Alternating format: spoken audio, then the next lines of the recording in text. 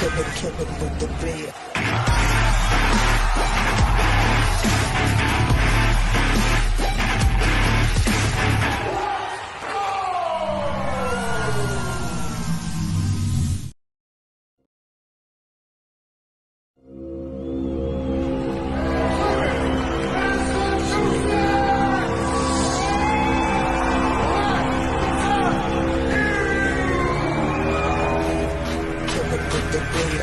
Kill it with the beer.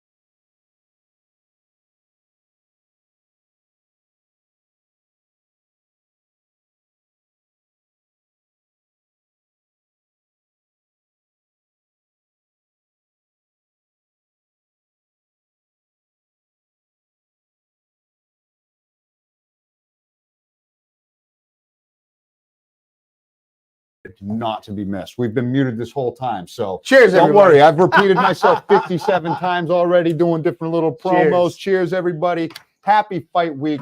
We are here in studio. Nick Heiler's in studio as well. He just cheers everybody. Mike Pulver, Andy Kerr is here. CT64 is on the horizon, and we've been stacking the cards up over the past couple of years, and this one is no different, with as densely competitive of a professional portion of the card and a bunch of amateur fights that are not to be missed coming this way this weekend. I am so excited for it, and we're going to break down every single matchup for y'all tonight. How you doing this week, boss? Man, it's fight week. You know, all the fun, getting all the licensing, all the medicals, getting all the fighters that are coming in from out of country and out of state, getting them in this week, setting up the press conference, new promotions, all that stuff. You see, real quick, we do have Sam Watford that's going to be calling in. He's on the line. We're going to kind of do a quick little intro, and then we're going to get to him in about 5 minutes. So, Sam, I see you watching. We're going to pull you right in a couple minutes. Hang tight. But yeah, we got Fight Week, man. We got some new stuff. If you guys notice in front of us, we got Ty Law, Patriots Hall of Famer Corvus Vaca that we just signed a deal with. Ty Law will be in the building at Cage Titans at Cage Titans 64. We have a great promotion that we're going to be running this week. Ty Law is going to be dropping a video tomorrow to tell you guys all about it. But give you the inside track. You go out to your local liquor store, buy a bottle of Corvus Vodka, tag him, tag Cage Titans. You and up to 4 friends will be upgraded to the VIP section at Cage Titans 64 up on the stage to hang out with Patriots Hall of Famer Ty Law. Then he's doing a meet and greet, vodka sampling at the after party. It's going to be a great night hanging out with Patriots Hall of Famer Ty Law. You and 4 friends are eligible to be upgraded, because if all you got to do is take a picture and post it, then we only got so much room. So is there like a contest going on? All right, you'll be eligible for it, because to enter, to be eligible, you skip that part. All right, there you go. To enter to be eligible. Well, listen, he's dropping a video tomorrow, so he'll tell you all about it and all the details. And then next up, we got our friends over at Beatbox, a great new Party Punch that's been out for a little while now. We teamed up with Party Punch. We got a red corner. We got a blue corner. You know, we only have like beer that we serve and the seltzers that have been at Cage Titans. So this is a new addition, a nice little punch to enjoy, throw it back, put chilling on some ice. It's like a coconut water, but you could party hard on yeah, it. It's 11.1% alcohol by volume. It's really good. It's great. We got a fruit punch for the red corner. We got a blue raz for the blue corner. So we're going to have some fun this week with that. Then, as always, all our Fight Week festivities. We got the press conference kicking off Thursday at Proof 22. I'll tell you now, Cage Titans 64 is sold out, but we have a special ticket giveaway at the press conference Thursday at Proof 22. So you still have a chance to get in the building at Plymouth Memorial Hall. So come on down to the press conference. We'd love to see you there in person, and we'll be doing some ticket giveaways. Then Friday, we get the weigh-ins, as always, at Plymouth Memorial Hall. Saturday, pre-fight bash at Second Wind Brewing. The brewers of our famous Cage Titans Fight Night IPA leads into Fight Night. Hall pass entry, 4 o'clock. General admission doors open at 5 o'clock. First fight at 6. Incredible 14 stacked fights. And then after party, like I already mentioned, at Tavern on the Wharf. Ty Law will be hosting it and having a great time. So there's your Fight Week festivities. Usually we break down the entire fight card, just Andy and I, along with like Mikey DeSilva for the Hot Wing Hot Take.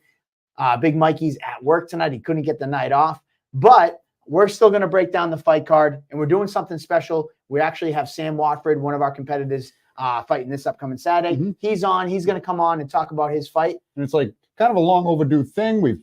He's fought for us a few times, and Jack, who's fought his entire career at Cage Titans, he's been a frequent guest right here. So this is a pleasant surprise, knowing that Sam Watford, Super Saiyan, is waiting in the background and gets a chance to talk about his fight right here, which is, we've been talking all week and we've been talking all month since this fight got made. This has been my personal circle. If you don't know now, you know, this is the fight, like the sleeper fight. As stacked as this fight card is, this is the sleeper fight to watch. Yeah, and I think, when you have a guy like Everett DeSilles and Piersmer at the top fighting for the welterweight title, then you have names like Peter Barrett and Jay Perrin and Johnny Cupcakes and guys like that. Like, that's the reason why this is a sleeper fight. This is, fourth or fifth down on the card, but it's like, you've been talking about it since this fight's been made. Every interview, every time we've talked, you're like, this is my fight, because you love the styles, you love the matchup. So let's bring Sam on and let him talk about it and how he thinks he matches up with Jack Condon. What's up, guys? There he is. What's going on, Super Saiyan? Sam Watford. Just chilling, man, about to grab something to eat. Can you hear me? It's a little bit loud in here. I might have to step out, but can you hear me? Okay, so I'm going to do the roll. Can you hear me?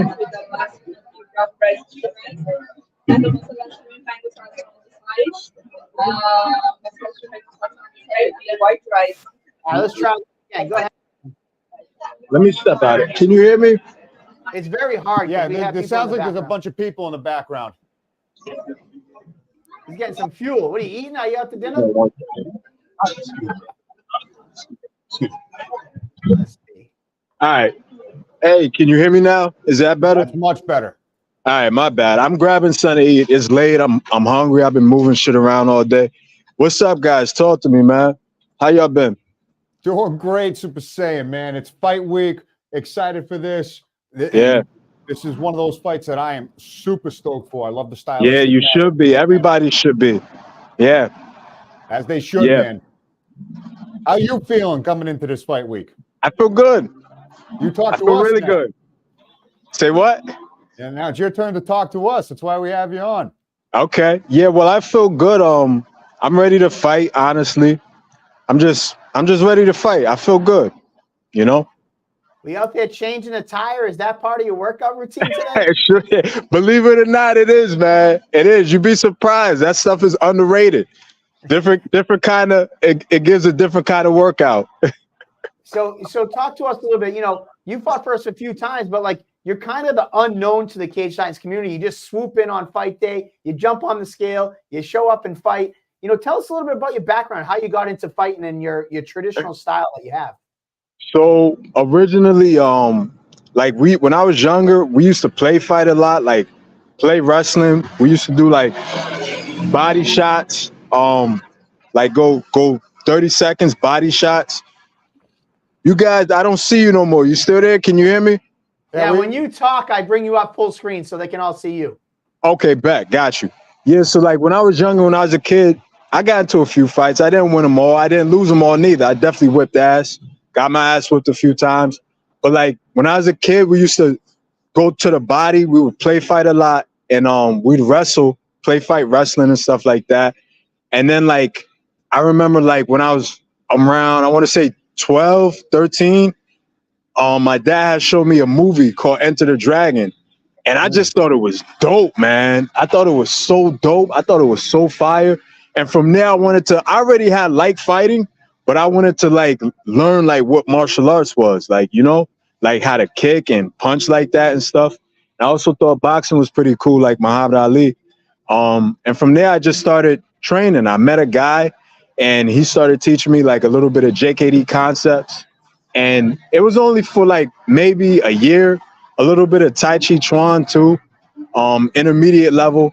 And then from there, like, I'm not gonna lie, I kind of like lost some of the discipline as far as like sticking with it and staying focused, because the environment that I grew up was pretty impoverished. and it was rough. So like, it was a lot of things to get you off your focus and off track. But at 21, I found my way back to it. I got linked up with the Gracies, Henzo Gracie, and all them guys, and Shihan and kickboxing, and then from there I just was fighting, man. Amateur, I was just scrapping. We was going Long Island, Rhode Island, the Bronx, PA. I fought in Philly before when I was an amateur. Then I went pro. I fought in New York plenty of times. I fought in Bellator.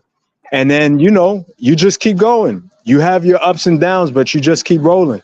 And me, I don't take a lot of damage. It's like, I just keep fighting, man. Some days you got good days, some days you got bad days, but I just keep rolling, man. Ain't no quitting me. So. Well, I love it, man. Like hearing all that, all the way starting from seeing Bruce Lee Enter the Dragon, and that kind of like fits your style with how you compete now. I mean, I'd seen you fight before you made your Cage Titans debut against Pat Casey, and that was one of those sleeper performances that really put you on the map, and you saw all facets of that Kung Fu style, Jeet Kune Do style, traditional styles you just listed off in all areas of the game. And then you also mentioned Muhammad Ali as one of your influences as well. What do you think it would have won in a fight between those two? Between who? Muhammad Ali and Bruce Lee? Yeah. Ah, man, that's the age-old question right there. Okay, so honestly, if it's a street fight, I'm going with Bruce. Because, and once again, if it's a street fight like out in the open where you got space, you can move around and do all that agile stuff, I'm gonna go with Bruce. But if it's in boxing, man, Muhammad Ali takes him. Yeah. Even Bruce said that. Even Bruce Lee said that. This was out his own mouth. So there you go, Nick. Clip that, and we're gonna put that up. We'll make that viral. But Sam, I know you're out refueling, so I don't want to keep you too long. Getting into your matchup with Jack Condon, what excites you about this matchup? You fought on the same card as him, so you might know a little bit about him. What excites you about this fight? Well, a lot of things excite me about this fight. One of the things is that he's a you can tell in his style he's a true martial artist like myself. That's what makes it like really entertaining. And if to the fans out there, if you actually know fights and you study fights and styles, you know that this is a fight that you don't want to miss out on. It's a fight that you don't want to miss out on. We both have some similarities, we're still very different, but we have a lot of similarities. So like, man, if you are one of them guys that like, like seeing traditional techniques used in modern MMA and seeing it actually work with a full bag of mixed martial arts, this is a fight that you want to see. This is what's exciting about it. This is why you got to tune in and you got to get them tickets, because you never know what could happen. You guys know how some of my fights go. Sometimes I could be winning and then I lose. Sometimes I could be losing and then I win. Anything can happen in a fight. This is why you got to tune in. You never know. You never know what's going to happen. I'm confident, though, and I believe that I can beat him. I know that, I know he's tough. I know he's confident. He's young. He's a younger guy, so he's undefeated. I've been there before. I know what that feels like. But once he gets in there with me and he sees like how it is, he's gonna realize it's a lot different than from whatever anybody's telling him. If anybody is telling him like it's gonna be an easy fight or any craziness like that, get them people away from you. They don't care nothing about you, man. But yeah, like he's young. He's in his prime. He's got some talent. But the thing is, I say this in the most respectful way as possible. I'm not none of those guys that he fought, and he's smart where he knows that, because I heard him say something about this is a test. So he's right about that. I'm not none of those guys that he fought. All those guys that he fought, they didn't know how to deal with that. They're not used to that kind of stuff. So this is what makes this fight exciting and entertaining.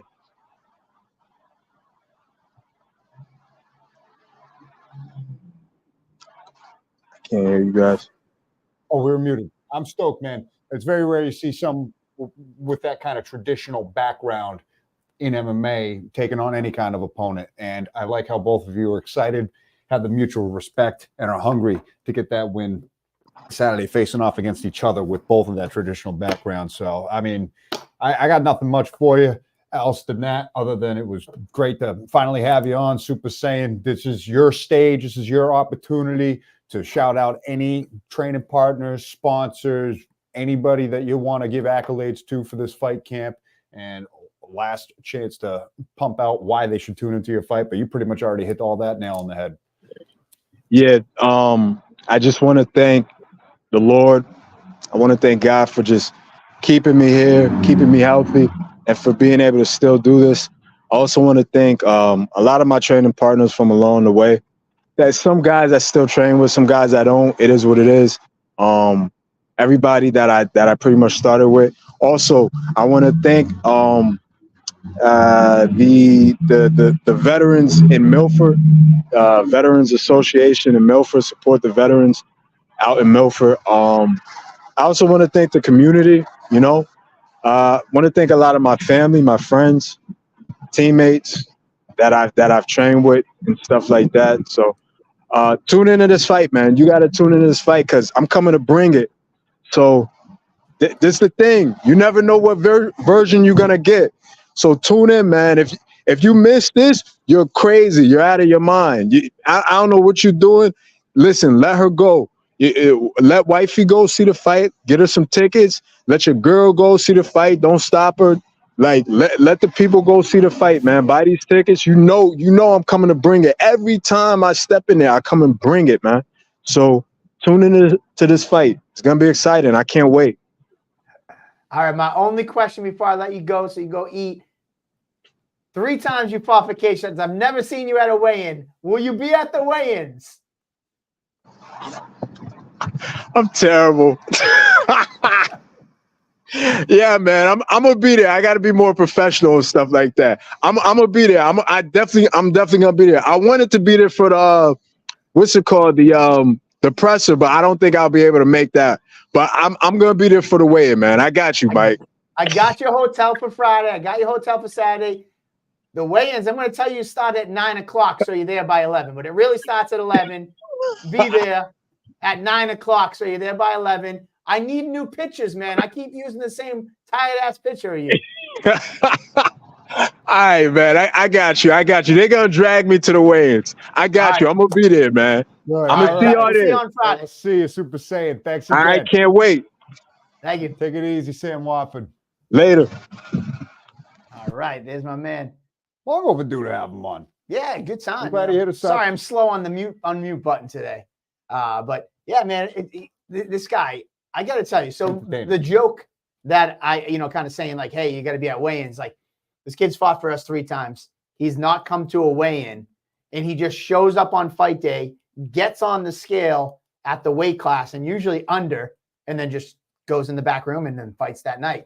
Why that's funny is because a lot of guys weigh in on Friday for a 170 weight class. They're probably 185, 190 the next day. This guy's just strolling in on fight day, 168, with his pants on. And the reason I'm joking, we take all their photos and do all their promotional stuff at weigh-ins. So I've been using a photo from like his amateur fight days. Yeah. So definitely got to get him in there. And he's definitely a good guy. He definitely is, Domenico. I think he's going to be on Domenico's podcast on Wednesday. And, he's done a lot in the MMA community. He's fought a lot of tough dudes. Like he said, he's fought a lot of different places. And trained all up and down the East Coast there. It's kind of nice seeing him kind of come out of his shell a little bit. And, he reached out and he's like, dude, I want to come on it, on a podcast. So I was like, all right, we'll set it up. I've always enjoyed chatting with him on the side. Like I never like, get the chance. Well, I never get the chance because he never shows up to weigh-in. So like I see him on fight day and then I talk and chat with him a little bit and it's always been great. So that was awesome just to hear his all-around background and the reasons why he got into this. And I loved hearing the Bruce Lee inspiration, and it's not a surprise in the least bit. And we've been talking so much. I'm so stoked for Watford versus Congdon. That is a very rare matchup in this sport. And I've been doing this 8 years now, and I don't know if I've seen so many traditional versus traditional fights like that. And Evan Williams fight a night potential. That's like our version of MVP versus Stephen Wonderboy Thompson. Absolutely. And that's what I'm stoked that's for. Spot on. I do. You got me here for a reason. Yeah, we'll keep you around, Andy. Yeah. But either way, thank you for Sam. We'll see you on Fight. We'll see you at the presser. Nick, media man Nick is on the way out the door. Thank you. We'll see you this week. As always, stay in touch with our social media, across the board, so you can stay up to date on all Cage Titans stuff. We got a lot of cool things. I talked about it earlier. We have the Thai Law Corvus Vodka sponsor for this upcoming event. They're sponsoring the after party. We got the new come watch some fights and get fucked up. Let's do it. Yeah, here we go. Getting all banged up. That's it. We got all the beers. You're gonna be slamming down all the Cage Titans IPA. Yeah. So we got all kinds of lightweight lager, lightweight lagers, not IPA. We got some beatbox, red corner, blue corner. We got the Corvus vodka. We're getting tanked this weekend. Hey man, listen, let's go. It's a holiday weekend. Anyways, as always, on Fight Week, we'd like to break down the entire card. So without further ado, that's what you came here to listen to, and we're gonna get right to it. Kicking things off, first fight of the night, this upcoming Saturday night, 6 o'clock start time. First fight, lightweight division, fighting out of Triforce, Devin Menard making his amateur debut, taking on fellow debuter Eric Zane out of Dexter MMA. First fight of the night going down. Andy, what do you think? Kicking things off with the bang. These guys have never graced the cage before, but we have heard nothing but big hype from their teams, which we can always give credit to. Triforce trains nothing but killers out of Pawtucket. And they might even, did they relocate? I think they might have relocated. I think they're still in Pawtucket, but Rhode Island. They're in Rhode Island. Yeah, they're in Rhode Island. And they're just killer after killer after killer. We've seen them bring several generations up, and Devin Menard is the next crop who has, we've heard nothing but tremendous things, that he's a menace to deal with. Chatting with Jay Kasky last week out of Dexter, another team that produces only savages that fight anybody, anytime, anywhere. He's talking about Eric Zane and how much of a beast he is. So we usually are really in the dark with a lot of these amateur debutants taking on each other, but we've had the whispers in the wind, if you will, of both of these fighters, of how much of a menace they both are to their teammates, and they're both hungry to compete in the Cage Titans cage. So circle it. We've had a few fights like this that people would mistake for pro fights. Yeah. And they're making their debut against each other, and that's what's kicking things off on Easter weekend for Cage Titans 64. I'm stoked. Yeah, man. I mean, Richie Santiago is one that brought Devin Menard to me. Those guys at Pete Jeffrey School, Triforce. Richie's been telling me this kid's legit. And coming out of Triforce, if they're pumping him up that this kid's a legit fighter, that's the case. And Dexter's MMA, it's like they don't have non-legit fighters. Like these guys are like the epitome of like the grandfather adage, like, chew nails and, whatever that phrase is, like he spits nails and he eats nails for breakfast without any milk. Yeah. Like these guys are as tough as they come. So this fight is going to be insane. And that's why I slotted it as the number one. I want to start things off with a bang. In the past, I used to start it off with flyweight fights because I thought the fast pace was a great way to kick things off, but I've diverted a little bit. We started with the Muay Thai fights. We don't have any Muay Thai fights this card, so that was the headline, the spot that was grappling? The first fight. Kids grappling? No kids grappling. We're just getting right to action, right to fights this time. So this fight is going to be amazing, and I think it's going to be a great one. I'm hoping I picked right for setting the pace for the night. So Devin Menard taking on Eric Zane. Joey, definitely everyone has seen out of Dex as an animal. This fight should be great. Absolutely, Joey. Next up, we do have the flyweights, but they're just second this time. We got Julian Menjivar out of Team KTA taking on the debuter Jake Bernard out of Gorilla Crew. This KTA, fight, are they out of New Hampshire? They're out of New Hampshire. Right, That's Walter Smith Catitos and Joey Gomez. They had what was the guy that had his first win ever? He was 0-3 coming to Cage Titans. Then he got his first win. Who was the guy that fought for him? From Buckets. Connor Buckets. Yeah. Connor, what was his last name? Connor Buckets. Anywho. Oh, man, that's been a while. It's I hate when they the name slip. But, yeah, he beat Jack Noon. Yeah. Conor Murrell. Merle, that's it. Conor Murrell. So he was 0-4 going to that fight, and he got his Go back first to that ever fight win. card. Go Oh. back to that fight card. What are you looking for? Anywho, Nothing. Julian Menjivar taking on Jake Bernard out of the Gorilla Crew. I'm just trying to think of how long. Oh, ago that Alyssa was. Ray already, bam, she helped us out. Conor Murrell. There we go. Connor Buckets, you said that, right? Yeah, Buckets. Well, Buckets was his nickname. Yeah. The nickname Stick. Yes. Stick way more. Easy. But KTA, I'll never going That to was a great attempt. fight too, man. That was all coming back. I can't. I think it's. I don't even know how to say the name. Kenju. Come on, Alyssa. You're in the comments. Help me out on the real name. KTA. Team KTA. Joey Gomez and Walter Smith-Catito. They've only fought for us once before, and as you said, it was a great fight. I'm really excited for them. We've been trying to get them down on the card again. It's just always kind of passing ships. The names that really match up, and we couldn't get the fights, but we finally got another guy coming down. They always have a fun time. And they're taking on Jake Pillar's school, the Gorilla Crew, Jake Bernard. You know, And he's making his debut, but they got a whole team that are preparing for this. I'll let So- Andy pronounce it. Karasu Tenge. Karasu Tengu Academy. That's why he's the ring announcer and the commentator. He does all of the correct Pronunciation. pronunciations. I'm horrible. I'll butcher everything. I think I said it right. Karasu Tengu. There you go. Karasu Thumbs Tengu up if you Academy. said it right. But yeah, so I'm excited about this fight. You know, Jake I like Pillar's it. school. Andy nailed it. All right, Boom. yeah. There you go. That's why he's the man. That's why he's the voice. But yeah, I'm excited for this fight because I think that both these schools are like North Shore and up into New Hampshire. Mhm. You know, so they could probably take easier fights in their backyard, and it just shows that they're willing to come down here, travel with their team, and come perform for the Cage Titans fans. So I know that they're not traveling 2-3 hours to come down here when they could fight a half an hour from home to not put on a show. So I think these guys are going to bring it. Yeah, and they definitely do as a team. That you know that they do. So yeah, Conor Morrell did it last time, and he got his first win, and that kid was fired up throughout. Yeah. So is this kid. So Yeah. So Jake Bernard taking on and Julian Menjivar. There we go. Then our third fight of the night, we got Gary Kohler out of Philly John MMA coming up to take on Brendan Boats. Brendan Boats, he kind of one of the OG guys that we have, the old man belt, 46, 45, 46.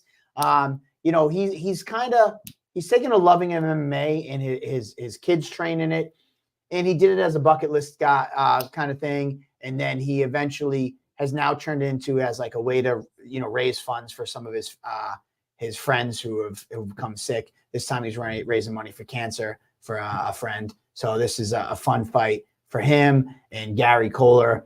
They've exchanged some words behind the scenes, not bad words, but like, hey, listen, I'm doing this fundraiser type fight. And Gary was like, yeah, I'd love to come up from Philly and take you on. And, you know, Gary's first fight, Oh, you didn't even have to do the matchmaking for this one. I didn't really have to do the matchmaking. Gary, I spoke to Gary, and you know, Gary kind of got a bum rap in his first fight. You know, he showed up on fight day, and I think he ended up having to fight at 185 or some crap like that. Stroke victim this time. Sorry, it was cancer victim last time. A friend of his, but this time he's raising money for a friend who had a stroke. So yeah, I think Gary got kind of a bum rap in his first fight, and these two kind of talked behind the scenes and kind of put it together, and we're happy to put it on. And we're back to the boat show this weekend. let's go. So. Boats and Hose 2024. And Gary's been a true professional. He's excited to make that trek up from Philly. And yeah, man. Yeah, Philly boys come tough. So. Philly tough. There you There go. you go. So there you have it. That's our third fight of the night. And if you haven't already, make sure you hit up Brandon Boats. He's selling shirts and all that stuff for his friend. And all his ticket sale money and all his t-shirt money is going to his friend who had a stroke recently. So he's trying to raise money as much as possible for that. So make sure you hit up Brandon Boats. He's going to take a There you fight go. for it. There we go. There you go. He's taking a fight for his friend who's fighting. Next up, we talked about this a little earlier. Jake Callender, 1-0 out of Sid Yatong, taking on Xavier Cardona from Lakeville MMA. I'll tell you right now, Jake had an impressive performance his first time out. We just watched some film on that before we came on air. As for Xavier, this kid's fought 6 times for Cage Titans. He's fought for Cage Titans amateur featherweight title. He's as tough as they come. You know, what do they call? What is Chael's son like? Shoe leather. He's tougher than shoe leather. Yeah, and you know he name a boring moment in a Xavier Cardona fight. There isn't one. He's from the second he hits the stage for the walkout to the second he leaves, win, lose, or draw. It's entertainment. All smiles. Entertainment. Yeah. He's another nothing one but that tremendous uses things to say about Xavier Cardona as a man, as a fighter, and he brings that energy with whatever walk of life he's doing, whether he's working. I remember him showing up to the press conference in his work boots, whether he's out working, whether he's fighting. He's a landscaper during the day. For dads. He's an activist for fathers of like single, like not single fathers, Single fathers. Like fathers who don't have options to see their kids, like father rights. He's an activist for big that. time. And he actually ran for mayor of his town. I love it. I love it. He should be mayor in New Bedford right there, as far as I'm concerned. And Jay Callender had a really impressive debut. Got the finish early on at the day-night doubleheader a year or so back, and he's been waiting in the weeds since. So he's had some injuries and things like that, Yep. and now he's finally healthy and he's ready to go. And they were kind of like, let's get me a tough fight and let's roll for it. So and we gave him the old dog and Xavier Cardona, and Xavier Cardona is not afraid and no stranger to jumping in there and taking on the up and coming young buck, and you know that it's going to be one hell of a scrap no matter what. So another great guy, Xavier. I mean, not to take anything from Jake, but just of course, you know, Xavier, you know, we've already talked about everything that he's gone through. He's also an older gentleman, 40 years old, fighting at 40 years old, fighting against these young bucks. And he has a great time. He always has a smile on his face. There's no animosity going into his fights. He might look mean walking out, but he's always like on the inside smiling. When it's done, he's smiling. He just loves to compete and he enjoys it. But an older gentleman like Boats, 40 years old. And he's also one, in addition to everything else he does. Like, remember when he came out with a superhero? He had, I'm not going to do the story justice, but there was a kid, I think it was a handicapped kid that, you know, really looked up to him as a fighter, and he came out with the superhero cape and the mask and the kid, and we played the video of the kid. Mike fight. Yeah, that was and crazy. like that's the thing about Xavier Cardona is like that. Antidorme is what, a seasoned pro now, undefeated pro. So this kid has done nothing but taken on the toughest of the tough. Yeah. And no matter what level his heart is at, whatever he's carrying, whatever he's fighting for, you know that you're going to be in for a scrap. And he's one of those guys, like, he's like, I'm putting my name in the fight. And then it's like, you don't even have to give him a name. He doesn't care. He's just like, oh, yeah, I'm just going to fight. Yeah. As for Jay Callender, I mean, this kid is a He's stud. He trains with Leo Ladera and that whole Brazilian, I forget what they call themselves, Brazilian Storm team. Trains with Sid Yatong. If memory serves me correct, he trained with Peter Barrett, part of BC High. But this kid is a young stud just looking to get in there and perform. And, you know, I think that this should be a fun fight. If you're a fan of, you know, just guys biting down and throwing down and, you know, swinging those fists and, you know, clobbering with leg kicks and all that stuff, this is definitely going to be the fight for you. Neither one back up an inch. They're just going to be coming forward the whole time. So this should be another good one. And that's the strength of this card, is that like we're talking this excitedly about some of the amateur fights, and we haven't even got to the pro cards. You know, the pro fights. Xavier Cardona is a great guy, all heart, absolutely. Here's another quick little catch up before we get to the next fight. Connor Fay, BetMGM will be doing betting once again for Cage Titans. So make sure, I think they usually put the odds live on Saturday. So be on the lookout on BetMGM. So here we go. So next up, let's go to our first female fight of the night. So people, Erica Valentin out of Underdog BJJ is taking on 1-0 Melissa Santos out of the Gorilla Crew. We had both these girls on last week, the Fighting Moms. And, you know, amongst many other things, Melissa Santos comes from a long line of Taekwondo, competitively, contact. Erica Valentin, who comes in with 10 amateur fights, let us know that this is going to be an amateur fight. One might see a 1-0 taking on a girl that's a veteran of 10 fights. Like, what's going on here? But as Melissa Santos said, she's been competing her entire life in competitive taekwondo and full contact. And you've always talked about how the heavyweights and the ladies are the toughest to matchmake for. So both of these ladies were ecstatic when they were able to actually find an opponent to scrap with this Saturday. And after chatting with them both last week, talking about their backgrounds and just knowing how tough both of them are, the ladies have a tendency to steal the show at Cage Titans events. And this fight will not be any different, especially in the amateur portion of the card. It's going to be like right in the meat and potatoes of when things start heating up. So Melissa Santos and Erica Valentine, absolute scrap, absolute banger. And yeah, that's it. They got nothing. The ladies steal the show. Erica Valentine, her brother was on as the main event last card at Cage Titans in January, and here she is coming back. She, to perform here. Rob Pico, we will see you Saturday. I'm not going to go into the rest of your comment, but I will see you on Saturday. Moving on to our last amateur fight of the night. We had Jake Caskey on last week. Jake Caskey is our last sixth and final amateur fight of the night. And it is Jake Caskey taking on Ryan Kennedy. Ryan Kennedy's 1-0 coming out of Lausanne. Jake Caskey 2-2 out of Dex MMA. I think he's at least one, if not two, fight of the year. Yeah, he's been nominated, has been the recipient of Fight of the Year. You know that he's going to be in a barn burner anytime that he steps in. And you've really seen him evolve over the course of his 4 fights and introduce different elements to his game.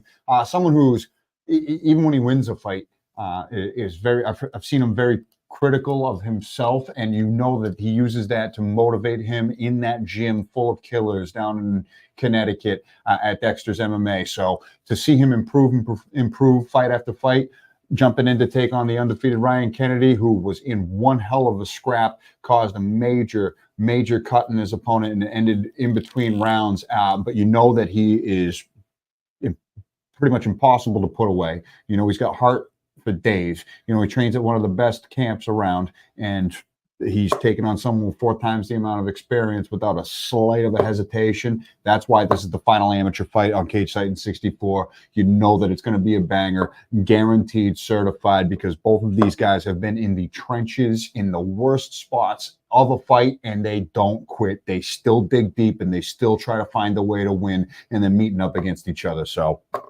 boom. Yeah.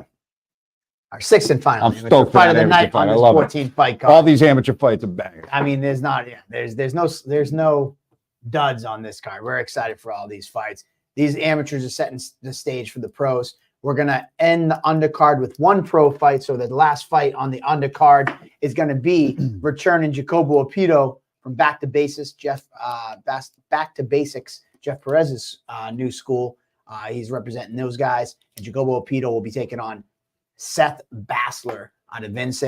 You've seen Seth Bassler fight everybody and anybody. You know, he's fought them all over the years. I will say he's in such a great headspace right now, and he's in such a great spot in his life. You know, I've seen him kind of go over the last 6, 7, 8 years that he's competed for Cage Titans. You know, he's hit some lows. I tell you right now, he came in last show. He didn't pick up the win, but, you know, he looked good, and we could tell that he had his head on his shoulders. He brought his kid out and cornered him. He made a promise to his other son that he would fly him out and let him corner him at this show. So he's coming out with his son. He's ready to bring it. He's looking for a win. He lost a tight split decision in his last fight out in California. He's hungry for another win, and he thinks he has the right matchup here in Jacobo Opito. And Jacobo is looking to bounce back. You know, he's lost his last 2 pro fights. He lost one against Rob Fuller, took a bunch of years off, bounced back, took a fight against Tyler Smythe. How's that fight? Was looking great in that until Tyler Smythe kind of implemented that wrestling game and took it over.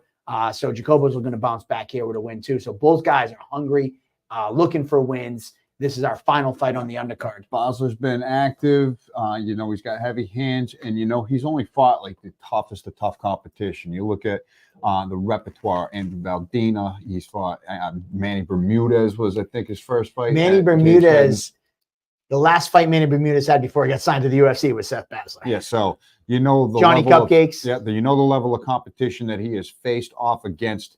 And Jacobo Pito took a long layoff after that Rob Fuller fight, and Rico to DeShulo. jump back in against Tyler Smythe, who had fought for amateur titles, took his entire amateur career while Jacobo was on that layoff, and then goes in. He's fighting Mitch Raposo as a pro. The activity that Tyler Smythe put on over the course of Jacobo's layoff, and for him to put on a performance like he did against someone that active, yeah, his attitude was pretty damn good after the loss, and he looked excited to just be back in the fight game, because you know that Jacobo Pito has all of the skills. He was an extremely entertaining amateur champion who showed Munchkin King. Yeah, the Munchkin King. He showed. I dressed up as him for Halloween one year. I remember that.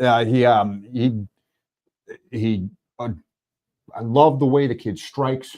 I like the way he mixes everything up. He's very creative in there. He gets into, when Jacobo's in his flow state, it is a sight to see. And the more active he gets, I can't wait to see how he develops and grows. And Seth Basler is the first test to that in his return to Cage Titans. And Basler, another man who is equally hungry to get back into the win column. Both of these guys have been years without a win, and both of these guys are talented fighters looking to find themselves back in the win column here. So our first pro fight of the night, big stakes. Yeah, first pro fight of the night. It's our last fight on the undercard. That's your 7-fight undercard, and 6 amateurs and 1 pro.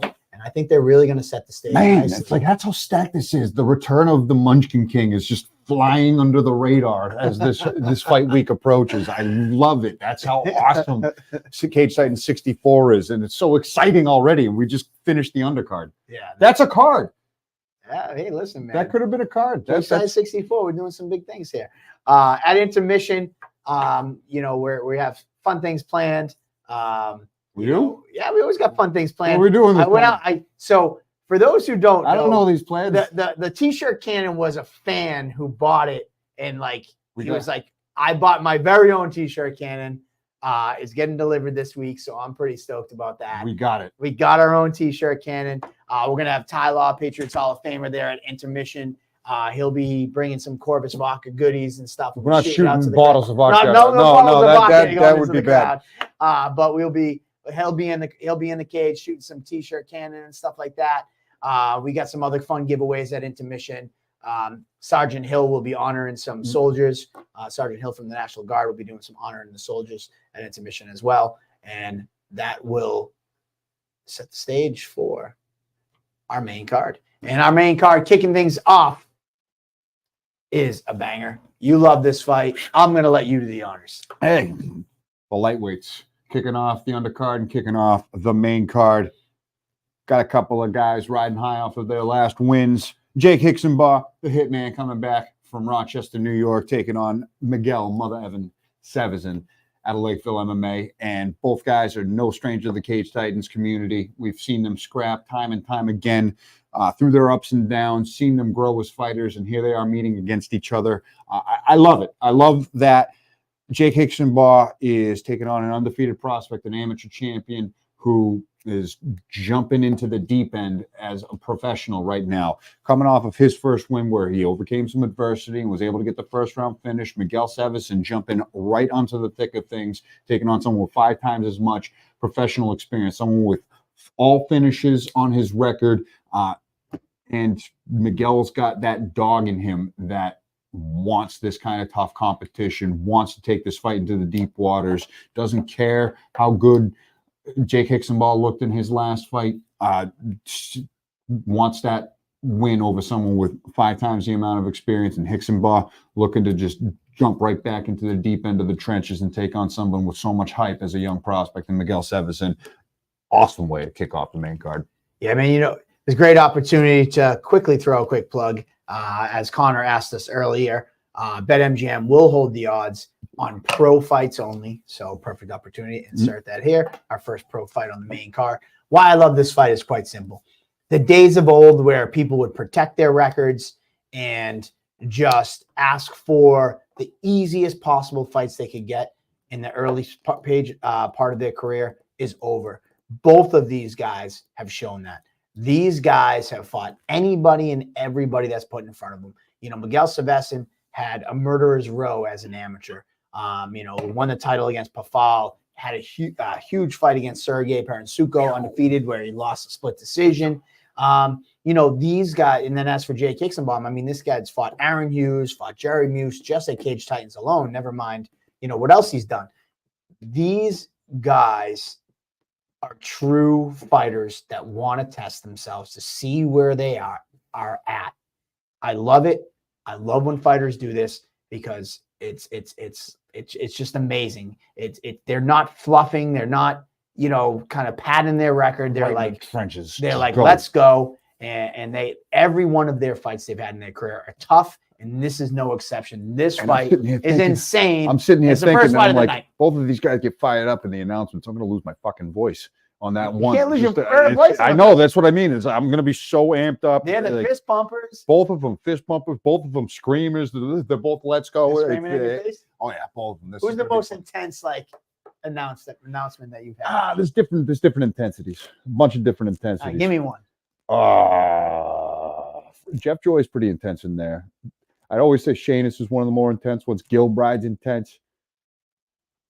Like, who gives you the most energy? Like, Miguel's got to be up there when it comes to giving the most energy of screaming in your face. He's up there. Ross Hilton was up there too. That was pretty intense. Just like announcing him, and I'm like looking up. That was 6'7". And battles for that matter. It's just like with announcing heavyweights, you're just like, battles. He probably fist bumped you when your hand just like got it going. Yeah. Like I always look at I want to announce him like I'm about to fight him. And then when you're doing it to a heavyweight, you're just like, no. I love that. Announcing like I'm about to fight him. No. So yeah, there's different methods of intensity, but yeah, this one's gonna be fucking fired up. I'm telling you. And that is just the first fight of the night. Yeah. So the first pro fight on the main card.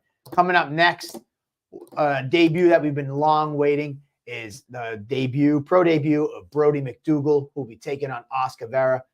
I just realized on our website I made a error, so I'm going to change it. So go ahead. Yeah, that's not the right order. I understand. All right, gotcha. Yeah. Figure. So we just talked about Hicksonbaugh and Severson. That's going to be happening after this fight between Oscar Vera. No, this is the order. Oh, it is? Yes. Miguel, then Brody. Oh, I didn't know that. Oh, I thought that was the correction you were just about to make. My bad. I have his record wrong. I screwed up. Yes. Go. I screwed up. So Oscar Vera is returning. He fought against Miguel Savezin and put on a war in that fight. So he's making his Cage Titans return against Brody McDougall, making his professional debut. All right, that was what you were. My bad. I course corrected right there. So I thought that was an order mix-up. But yeah, Brody McDougall retired undefeated as an amateur champion and is moving on to the fighter of the year. Fight of the year. Yeah, so we've seen him through all the wars, and he is ready to make the jump. He's been talking about it since he made his amateur debut, and this is the goal, and he has cut the path out at Nostos. And Oscar Vera has proved that he is going to be a tough task for anybody that wants to make the professional debut. You got to get through him first, and he's a guy with heavy hands and knows how to throw them. So this is not an easy task to jump in and take your professional debut. So, yeah. I mean, and honestly, Oscar Vera is fought everywhere. He's fought at Bellator early in his career, so he's not scared to step in anywhere and bring it to you. And if you think Oscar Vera is coming in to lay down for the hometown guys making the pro debut, we saw that, and again, his Miguel Savesin fight when he fought for us last year.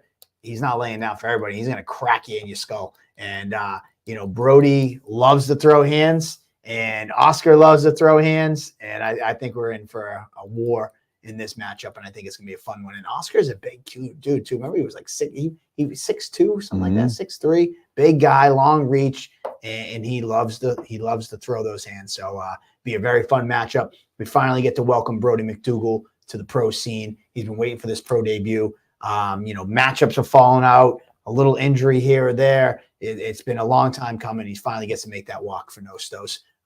Brody McDougall taking on Oscar Vera in our second fight of the main card.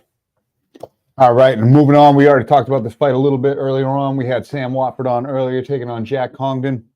There's not much more we can say about this fight that we haven't already said tonight, but it's a stylistic clash for the ages, one that is so rare to come by. It's like Haley's Comet. It's here Saturday night, Sam Watford taking on Jack Congdon. And Watford, who we just spoke to earlier, just not even an hour ago, is someone who's been training up and down the East Coast forever, since he's been influenced by Bruce Lee. And he's looking to hand Jack Congdon his first ever loss. So I couldn't be more excited for this fight. This has been the circle pick for fight of the night for me. Yeah, this has been Andy's. If you don't know, now you know. He's been talking about it. Anybody who would listen, he's been talking about this fight. So he's stoked about it. And I think this is a great fight. You know, same reason why. You have a stylistic matchup of these two traditional guys. You know, both guys throwing side kicks and spinning kicks, and it's just their true traditional style. And then I'm also very intrigued to see how Jack kind of bounces back from his very first setback that he's had, because he was slated for a title fight back in November, and then a pretty bad injury pulled him out of that fight, and he's been rehabbing ever since. So how is he going to return? And how's he going to bounce back? This is kind of, you know, he has not lost in the cage yet, but this is a little bit different type of adversity he's looking to bounce back from. So, yeah, Jack Congdon taking on Sam Watford. Julian Connerton has who lands a side kick first between these two? Hey, let's go. Who's got it? I don't know who's going to land one first, but I don't know who's going to throw one first. But I'll take this time to introduce Jiggy Connerton to the commentary booth. We've chatted a few times since he's fought for us, and he's hit me up a few times, and I know he's got like a sports journalism background. He's gone to school for this shit. He's way more accoladed than I was when I started in this.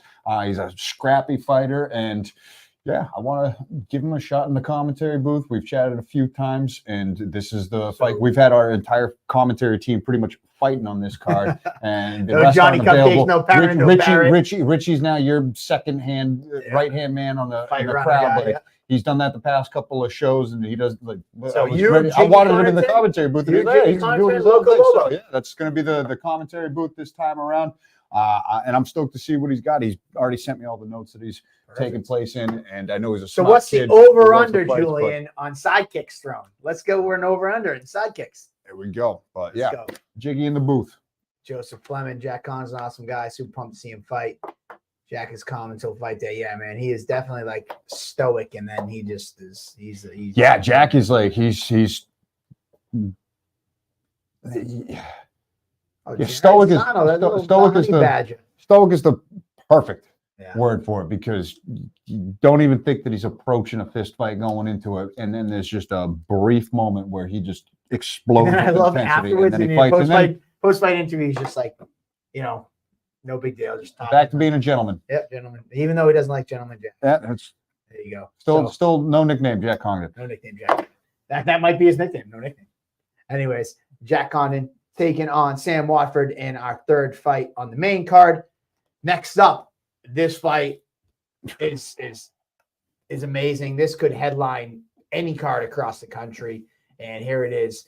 Chris McCate coming to us from the West Coast, Cub Swanson Bloodline MMA, taking on Jay Perrin, the Joker, out of Lausanne MMA. Jay Perrin obviously was undefeated Cage Titans bantamweight champion, got picked up by the Contender Series, got picked up by the UFC. He is back trying to make another run. He said, fuck that noise of fighting easy guys to try to pad my record, to get a few more finishes, to get back to the UFC. Give me the toughest test you can give me. And he has that in Chris McCate. Chris McCate's cut from that same cloth. He said the same thing. I could have fought in 2 or 3 more bums, get some wins, use my Cub Swanson connection to maybe get to the Contender UFC. Fuck that noise. I want to fight guys that are the highest level in the local scene to prove there's no doubt that I belong in the UFC. You got Chris McCate trying to make it to the UFC. You got Jay Perrin trying to make it back to the UFC. Both guys have their same goals. They're on a collision course, 7-2. Chris McCate fighting out Cub Swanson, Bloodline MMA, taking on Jay the Joker Perrin, former Cage Titans bantamweight champion. Never lost that title, only gave it up when he went to the UFC. And hasn't lost a Cage Titans. Like you said, both of these guys are on the absolute perfect path to get to the desired destination. Those paths intertwine, and I'm stoked and honored to watch them intertwined before my own eyes, because this is one of those fights I am just freaking stoked for. And it's been it's another one that right when it was made, looking at it on paper is like, ooh, that's good. That's a good fight. Yeah. And then as it gets closer, you're like, ooh, that's a good fight. And then it's getting closer. You're like, holy shit, that fight's happening this weekend. That fight. Makate is a dog at 145. That's what you get, TikTok light.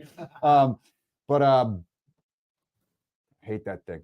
But yeah, Makate, a dog with the wrestling background, coming up with Cub Swanson in his corner, who is well-rounded 45er on a fast track to get to the big show and jumping into the deep end, making his Cage Titans debut against a man who has yet to lose at Cage Titans, who's already been to the big show and is motivated as ever. He's got that new dad motivation to get back up there, and is someone who has implemented game plans to perfection at this stage. And he's got a truly tough test ahead of him than Chris Makate, who's traveling around. So this one is a featherweight banger for the ages. Can't wait to see this scrap. This is slowly developed into one of the fights that I'm most excited for. So I've said that about a bunch of fights right here. We're not even really at the top one, but it's like, yeah, I told you, this is one of the most stacked pound-for-pound professional fight cards that we've had from top to bottom with these matchups. Every single one of them is, the coin is flipping in the air. I have no clue. I never know how a fight's going to go. I can never say that I predicted, but all of these fights, my mind is going 8 million directions as to how they could play out, and Saturday can't come faster. Yeah, man. I mean, if you're a 90s, I was born in 81, but if you're a fan of the 90s, this is East Coast versus West Coast. As East Coast versus West Coast, you got, Big E versus Pac, whatever you want to call it. Cub Swanson, UFC Hall of Famer, coaching his pupil, Chris Makate. You got Joe Lozon, UFC Hall of Famer, coaching his pupil, and Jay Perrin. Insane. I mean, this fight, the fact that this is on this card, in addition to all the rest of the fights that we haven't even talked about yet. Yeah, that's like this is a crazy experience versus experience in the cage. And then on the perimeters of the cage, you've got legit Hall of Fame credentialed UFC caliber, like true legends cornering against each other, global legends. Yeah, this fight's fire. This fight is fire, absolutely.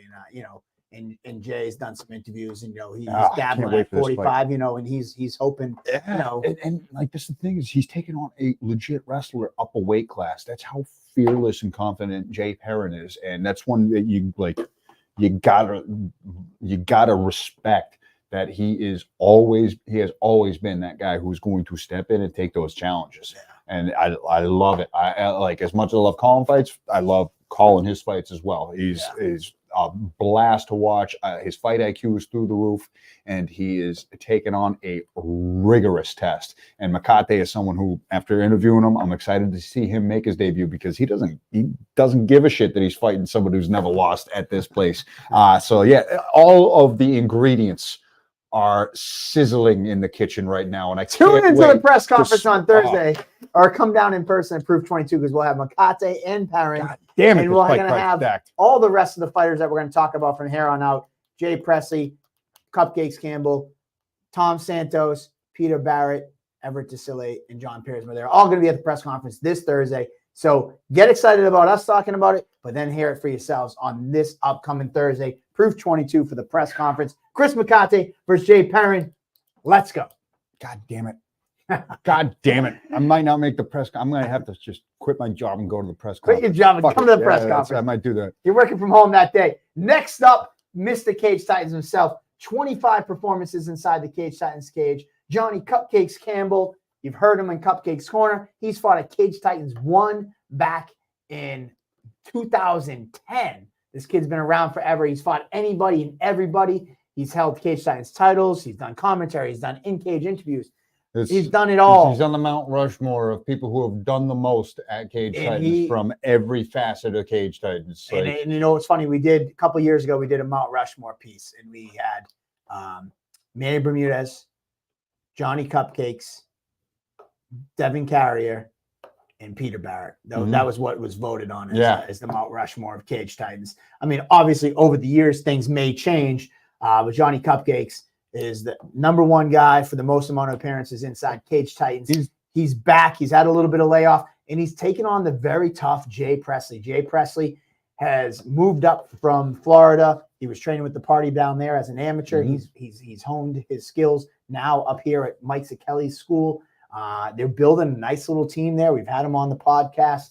This kid is not fazed by the experience that Johnny's had. Johnny's had 37, 38 professional fights. Presley comes in with 11, 7-4. He's won his last fight. He's riding that high momentum. He's looking to really cement himself as a top bantamweight in the region, and he has the perfect opportunity here. Yeah. And Campbell's here, fresh off his 37th birthday, not too long ago, a couple weeks ago. Or actually, no, it's the week of the fight. Actually, Johnny's birthday might be. I'm going to look that up. I'm going to get back to you. But I know he's more motivated than ever. He was on the podcast as well, talking about how he feels better than ever. He's finally kind of blending the knowledge with the skills and all of that. And he feels he's got more to give to this sport. Yeah. And he's kind of looking to show that by taking this up and comer out. A newfound fire in him at this stage of his career, at the stage of his life. You see the motivation, you see the hunger, you see the desire to get back into that win column. He's Mr. Cage Titans for a reason, and much like Makate, not being deterred to take on somebody who's already achieved legendary status. Same thing can be said about Jay Presley, who since his resurgence, since his return, what?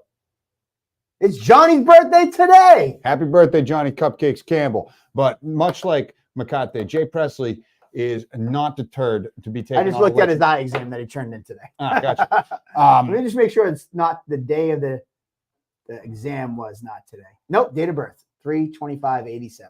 There we go. There you go. Happy birthday, Johnny Cupcakes. Sorry, go ahead. Continue. Yeah, where was that? Thanks for that, Domenico, while I'm on air. I had to wait till, but Jay Presley, since he's returned to competition as a pro, since he's been training with Mike Kelly, he's wanted nothing but the toughest of competition and wants to just throw Chris, and now he's fighting Cupcakes, two of the most legendary bantamweights around here. So big ups to Jay Presley jumping in. This is one hell of a way to make your Cage Titans debut, and he looks happy to be here. After we interviewed him, he looks motivated. He looks like he's in to bring a scrap, and Cupcakes has a tough up-and-comer ahead of him. He's been on a long layoff, but like I said, they're both hungry in their respective stages at their career, and this is an interesting time for their careers to cross paths. So it's a fun scrap. Right down, smack dab in the middle, the return of Mr. Cupcakes, taking on the debut in Jay Presley, who is hungry to propel himself at the top of the division and make a run. There you go. So happy birthday, Mr. Cupcakes. Happy birthday, Cupcakes. He just replied back to me. Hopefully maybe he's watching or he's resting up, getting ready for his fight this weekend. 37 years young, Mr. Cage Titans himself. If there was ever somebody I would bestow that honor to, it would be Johnny Cupcakes. It has to be. 24 Cage Titans appearances. This will be his 25th. Cupcakes and Brandon Boat's wife shares a birthday, not to mention my middle child had his yesterday. Avoiding B-Day cake during weight cutting has been a nightmare. I can feel you. And that's what's so great about Fight Night. We give up so many things to be there and perform on Fight Night. It's such a release. It's so amazing. We give up all these things in life, as a fighter, to be able to enjoy that Fight Night. Yeah, the sacrifices that are made. That's why I love doing this shit, because I respect the sacrifice so much for just that moment in the cage. Yeah, man. So it's and that, fans, I can't stress that enough. Make sure you always do, but these guys are missing birthday parties and nights out with friends, and sacrificing so much. Pushing that extra plate of food away or whatever to be able to perform for you guys, and you guys also sacrificed your hard-earned money to come out and support these guys. So, get loud, get proud, and have some fun there on Fight Night. But there you have it. Johnny Cupcakes Campbell, Mr. Cage Titans, 24, making his 25th Cage Titans appearance, taking on Jay Presley, who said, "Give me your biggest and baddest, and let me show Cage Titans what I'm all about." Here's your opportunity. Stage is yours. That's a direct quote, and I Let's love go. it. Not to be undone, Johnny Cupcakes. Actually, Peter Barrett is second to Johnny Cupcakes in appearances. He's had 24 as well, but one of them was a combo card, so he's kind of 23/24. But Peter Barrett, another Cage Titans original, I believe he made his debut at Cage Titans 2 as an amateur. And just to kind of put that comparison, Johnny made his pro debut at Cage Titans 1. Peter Barrett made his amateur debut at Cage Titans 2. They're both still fighting. Peter Barrett's another one, 37 years old. His history with Cage Titans is written all over the walls of Plymouth Memorial Hall. This guy had all his fights with Cage Titans, went on to the Contender, won his Contender fight, got signed to the UFC. Unfortunately, got signed to the UFC during COVID, so he really wasn't able to put his full fight camps in with training partners and really, in his opinion, show the UFC what he had. Unfortunately, got cut. He's back at Cage Titans. 3 dominating performances. He's looking to do a 4th here and show the UFC they made a mistake and try one more run at the UFC. But standing in his way, Tom Santos, you talked about him earlier today off air when we had a call earlier. Tom Santos He's has fought been everywhere. Yeah, he's fought everywhere on a global scale. He's decorated. He's got big power in his strikes, and this is a matchup that is going to bring an entertaining striking style. Like you mentioned, Peter Barrett on a 3-fight finish streak since being back on the local scene from the UFC, and it's just been impressive and devastating finish after finish after finish for him. Each one getting more and more clout, more and more eruptive throughout the arena. And Tom Santos is a viable opponent who is going to stand and trade until somebody goes down. So this is a striker versus striker matchup where both guys like to trade leather, trade shins, and just dig their heels in and throw down. We're talking about how entertaining some of these fighters are. Name a boring moment in a Peter Barrett fight. You know that he is going to come and he is going to bring it.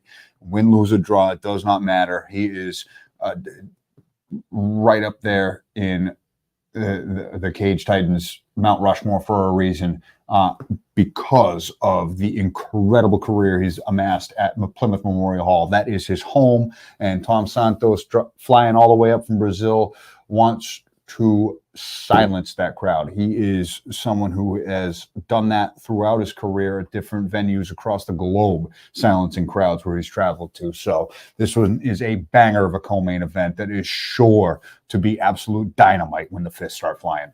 Yeah. We talked about this fight earlier, like as I mentioned, and Santos is no stranger to being in this situation. I was just looking up some of his records. Back in 2019, he won his first professional title over in Japan.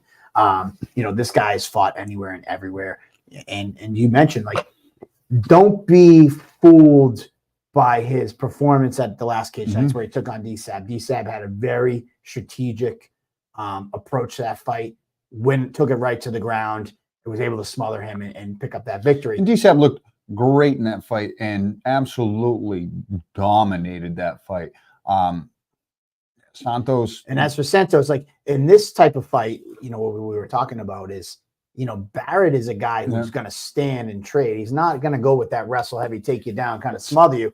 And that's kind of plays into Santos' strength. I was more so saying, not to take anything away from DSAB, but Santos thought that fight was an early stoppage and wanted to try to survive the round. There's not an ounce of quit in Santos. Even though DSAB was all over him, putting an absolute clinic on him, putting a beating on him, Santos was still trying to move and survive. And once the fight was over, he wasn't happy with it, and that fuels the motivation that he's bringing into this fight. I'll tell you, right away after that fight, they were like, he wants to be back at your next card. Like, we did not get to show what we were, who we are. A long flight from Brazil to have a fight. He got in from Brazil last Wednesday. He's been here for the last week adjusting. He's been staying with Bruno Jacare Diaz.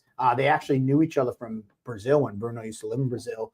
They were acquaintances there, so he's actually staying with Bruno.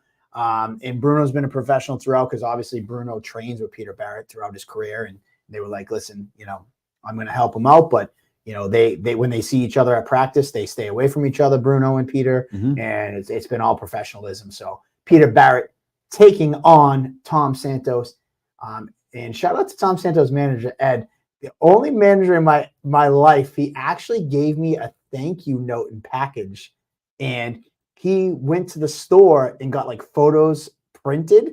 And I had a card. He gave me a card with like a huge like written letter. And Tom Santos wrote like he doesn't speak English, but like kind of like tried to write in English. And like and they had pictures of us like throughout the weekend. Like I didn't even know he took. And they were just like, us printed of me and Tom, like me and Tom up on stage, things like that. It was very cool. It was a first for me. And so shout out to Ed. Very cool. And Ed's gonna be cornering him. He's coming up from Florida. So shout out to Ed Barnett. So yeah, I'm looking forward to seeing another job. One hell of a co-main event. Peter Barrett fight. Peter Barrett has been away since last March, where he was in the fight of the year against Muhammad Al Kanani. And Peter loves March, and let's see what happens. Man, if you haven't seen already those Teeps t-shirts that he has, have you seen the Teeps t-shirts? For the peeps, for the East Side, that's pretty dope. Yeah, there you go. Pete always comes with the always with the merch. And now the main event, the big kahuna, the welterweight title. I almost said featherweight, just I don't know why, but the welterweight, they're not featherweights, they are welterweights. John Piersma, the Warhawk, taking on Ippon Everett Desailly. Need I say more? These guys, their last performances should say it all. John Piersma with I won't even call it wrestling background because he doesn't have a formal wrestling background, but he's a dominant MMA grappler who has forced himself to the top of this division. And Desailly is the undefeated powerhouse that has left a wake of destruction in his path en route to this fight. I don't even want to say words about it. I just want it to fucking happen already. You said it best to me. Probably when we made this fight, and then we started talking about it a couple of weeks ago. You were like, a guy who made his debut at the last Cage Titans, and a guy who made his debut 2 shows ago and has only fought twice for Cage Titans, and Desailly, Piersma the first, only had 1 fight for us, which was in January. Those guys would be headlining a Cage Titans card that has names like Barrett, Perrin, Cupcakes, Jack Con, and some of these names. You were like, no way I could have predicted that. But here we are, because they put on such stunning and dominant performances in their fights in January. They were the most talked about fighters, the most dominating performances, that it was like, listen, this script was written. These two need to square off. And here they are headlining a mega card like this. And everybody who saw all those fighters last time that were there is not going to forget these 2 last performances. That's how impressive they were. So they might be they're both out-of-staters. One's from New York, one's from Rhode Island. Yeah. They're both technically out-of-staters. And they might not be bringing the crowd, as they say, but ain't a butt leaving that building until that fight happens. I'll tell you this. I guess I could tell you. I mean, maybe I shouldn't tell you, but maybe, I don't know. I don't give a fuck. Who cares? Break your rules. I'll break the rules. The doctor who did Everett's physical for this fight called me afterwards. I'm not going to say who, so I won't name him in trouble. But called me afterwards, like, where the fuck did you find this guy? And I was like, oh, yeah. He's like, this kid's an athlete. And I was like, yeah. He's like, he's fucking put together. And he's like, went on for like a good 30, 45 seconds of being like, holy shit, this kid. And it was kind of funny. Once again, this is something that never happened, before, but have the doctor call me to be like, yeah, this kid's a freak. Like this kid's something. And I'm like, yeah, he's something. Yeah, he's definitely something. And you see it. I mean, he's just been training since a wee little boy, traveling for the World Judo Tour, the college wrestler, absolute savage on the mat. So he's been a lifelong competitor, a lifelong athlete in the combat sports, and it shows in his performances. You've seen him getting kneed right up the middle, elbowed in the face by Lorenzo Fitzgerald, who is a dense and dangerous striker, and he's smacking himself in that face, walking him down, throwing it. And Piersma, who has put together an incredible strategy to implement a dominant game plan is going to clash with someone of this grappling pedigree, and Desailly is going to clash with someone with this much more professional experience, someone who has seen all of it in the MMA realm so far. This is by far, without a doubt, the most experienced fighter that Desailly has faced off against. You know, his opponent's combined records don't add up to just the wins that Piersma has alone, and that's the collective fights of his prior opponents. So that's the gap in the experience, but that's a testament to the impact that Desailly's performances have had.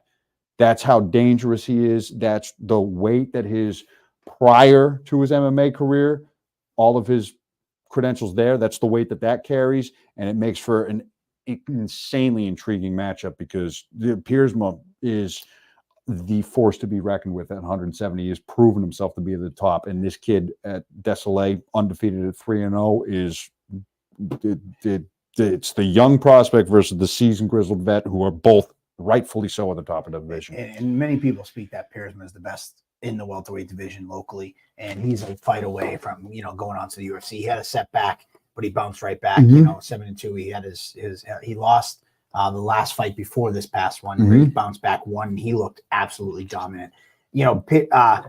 Everett did. I don't want to bore you, but Everett did a seminar this past weekend, and he posted his resume on the seminar sign up. And I'm going to read it to you. And I know I don't need you to read me a book, but I need you to listen to this because I screenshot it and I saved it in my phone.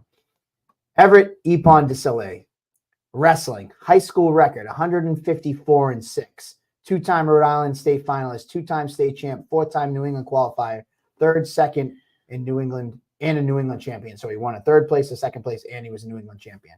Then he went on to the NCAA. Here's his accolades: 2013 Freshman Wrestler of the Year in the NCAA, 2014 Johnson Wales Wrestler of the Year, 2014 NCAA All-American Johnson Wales, 2014 Most Dominant Wrestler, 5th in the U.S., 2014 Roger Williams Invitational OW Openweight Most Pins in a Regional Tournament.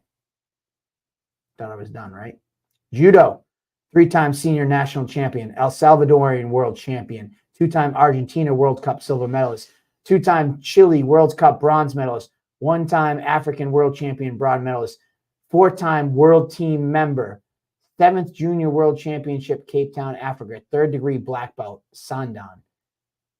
BJJ, he's just a purple belt, and a 2-time Naga black belt champion. Oh yeah, he did Sambo too. He was a national team member, and he won 7th in the Sambo Worlds. He's got hands. And then he's 3-0, MMA fighter with 8.5 minutes of total fight time. And here he is fighting for the welterweight champion, taking on an absolute stud in John Piersma, giving up, as Andy said, a ton of experience in the MMA world. But this kid is obviously decorated. And what's intriguing for me is this. Like, you hear of all the Sambo and the judo and the wrestling of Desailly. Well, Piersma is just an absolute stud jiu-jitsu player. Do you want to go to the ground? Yeah. And that's what makes it so interesting, man. That's why I love it. And that's why nobody is leaving Memorial Hall until this fight happens. And they both have a crowd coming with them as well. But the fight itself is as dynamic of a matchup as possible, and rightfully so, even though the 3 collective Cage Titans fights between them, and the card is as stacked with as many legendary names. We've got half of the Mount Rushmore here, and their headline in the card. That's just a testament to how dynamic they are, how impressive of a wave that they made in their freshman and sophomore appearances here. And it all boils down to Saturday night. I can't wait, man. This is that's all we got. We got the presser Thursday. We've got the weigh-ins Friday. The press is going to be the last chance for you to get tickets, unless you're fighters that you are a fan of. Have tickets on hand. Get to them as soon as possible before they hit the saunas, because we fighters are miserable people when we're cutting weight. So don't do that to them if they're about to hit the sauna. Do it now, or see us at the press conference Thursday. So on that note, I'll tell you right now, ticket sales are shut down online except for 2 VIP stage booths. That's the only 2. So if you have a group of 8 or you want to have a couple buddies that you want to put together, different groups of friends, there's 2 booths of 8 that are on sale. That's the only thing left for tickets. The hall passes are out. Everything else is out. So there you have it for tickets. We will be doing a special giveaway at the press conference. So for those who don't have tickets, if you want a chance to still come on Saturday night, I got the only chance for you, and that is to come to the press conference at Proof 22 this coming Thursday at noon. We will have Everett DeSoleil, John Pearsma, Peter Barrett, Tom Santos, Jay Presley, Johnny Cupcakes Campbell, Jay Perrin, and Chris McCarthy all there. They'll be taking questions. We'll have some press members calling in. It's going to be a good time. It's always fun. Sometimes it gets a little intense. It's amazing. Then Friday, weigh-ins, Plymouth Memorial Hall. Saturday, pregame bash, fights, after party. The new announcements for tonight, some new stuff that we have. Ty Law, Patriots Hall of Famer, Super Bowl, 3-time Super Bowl champion, I believe. If you're old like me, the Lawyer Malloy and Ty Law. We got Ty Law's brand new Corvus Vodka. They'll be sponsoring the show. They will be hosting our after party at Tavern on the Wharf. Ty Law will be at the after party as well as the fights, but at the after party doing a meet and greets, doing some signing and autographs, taking pictures, having some fun. He said he loves taking shots with fans, so he wants to be taking some shots. Come pick off a couple of shots with Ty Law, just There like you he go. picked off a few footballs en route to some Super Bowl victories. I remember watching him play growing up. He was definitely an inspiration to me. And, football was my sport growing and up. then be on the lookout because Ty Law is dropping a video tomorrow afternoon where he's going to be doing a contest where if you purchase a bottle from the liquor store in the next upcoming days up until Cage Titans, if you're coming to the fights, you buy a bottle, you tag him, you tag Cage Titans, you and up to 4 friends will be entered to win a free upgrade to Ty Law's personal VIP section at Cage Titans 64. So Corvus Vodka bringing that to you. And then we have some fun. You know, we have the Cage Titans beers. We know we got the Cage Titans seltzer. Now we got the beatboxes. We got the beatbox, red corner fruit punch, blue corner blue raz. They will be available at Cage Titans. You've been just this wasted. upcoming You've heard Saturday. of chocolatey wasted. Now get frutily wasted with beatbox. There you That's go. it. So that's all I got for you. As always, follow along on all of our social media. Frutily wasted. What That else I doesn't got? I talk, got a that couple doesn't notes go over there. I got the Ty Law thing I went over. I got the press conference I went over. Beatbox, watch The party. beatbox. Oh, the watch party. If you don't have tickets, that doesn't mean we don't want you in Plymouth, Massachusetts this coming Saturday night. We want you to feel that festive vibe of fight night. So still come on down to Plymouth, even if you don't have tickets, because Main Street Sports, as well as Proof 22, will be doing watch parties where you can come watch the fights live inside the bar atmosphere. Yeah. It's a lot of fun. And those are And you two- never know who's going to show up. And Proof and Main Street are both part of the Cage Titans family. We've done so much there. We got the brunch, we've got the press conferences, we've had weigh-ins at them. So if you can't make it there, walk down the street, support Main Street, support Proof 22, go watch the fights there and have a great old time. So here you go, guys. That's all I got for you. That's it. We'll see you tired. this week. Fight week is here. And Cheers, everybody. That's it. Cage Let's Titans just break this 64. open now. We're gonna down this bot. No. Cheers. Let's go. No, we Cheers, gotta everybody. rest and get ready for this week. Let's go. fight week, let's go.